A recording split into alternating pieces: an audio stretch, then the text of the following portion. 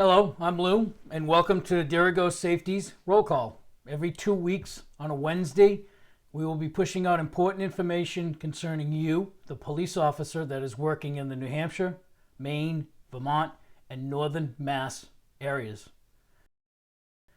These briefings will be short, less than 4 minutes, and will include news from across the region, perhaps some training announcements, maybe a job opening or two, and always will include a department of the week at the end. They're designed for you to stay up to date and to get timely information about police happenings in your area. Let's begin with this week's roll call briefing in New Hampshire, and then we'll move to the other regions. I see in my briefing folder that the state police will be increasing efforts and training to help better protect our border with Canada. With the help of a $1.4 million state grant, a task force, along with training, will be established to help strengthen the 58 miles of New Hampshire border with Canada. The grant will also include money to cover equipment, additional patrols over the next year and a half. The task force is being formed in response to a doubling of New Hampshire encounters of those on the terrorist watch list.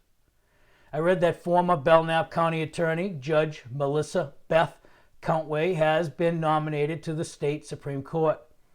I also saw some nice old school police work being done using the note left behind by a robber to capture his fingerprints and identify him in quick fashion to gain an arrest within weeks of the crime happening. Nice job to Portsmouth PD. Lastly, for New Hampshire, the Department of Safety is offering up grants to local and county law enforcement to purchase and use body-worn cameras. These monies, up to $50,000 per department, could be used to purchase, maintain the equipment, and pay for storage of data related to body-worn or cruiser dashboard cameras. Next, I see in Vermont that they are having a serious discussion about the lack of a juvenile lockup facility after the arrest of a 14-year-old for murder. The teen, accused of fatally shooting another 14-year-old, was first housed in an adult prison facility isolation cell pending a hearing because the state does not have a secure enough facility to house these types of accused juveniles since 2020, when the state closed its only juvenile lockup facility over claims of child abuse. The child is now being home confined while the case progresses. In Northern Mass, they have arrested 3 in connection with an historic seizure of over 220 pounds of controlled drugs, including fentanyl in the shape of heart-shaped candy, methamphetamine, thousands of counterfeit pills designed to fool the buyer. They are getting a brand name such as Adderall or Percocets, and half a kilo of cocaine. 5 firearms were also seized in the search. The North Shore Gang Task Force raided the Lynn, Mass home in connection with the July ongoing overdose death in Salem, Mass. The FBI called this bust one of the largest single-location seizures in New Hampshire history. In Maine, I see the President and First Lady made a visit and paid their respects in Lewiston as the authorities continued to debrief this mass shooting to come up with our next best practices in response to these. The State Judicial Court has also approved the regular use of some cash alternatives listed as an option for the collection of both bail money as well as bail commissioner's fees.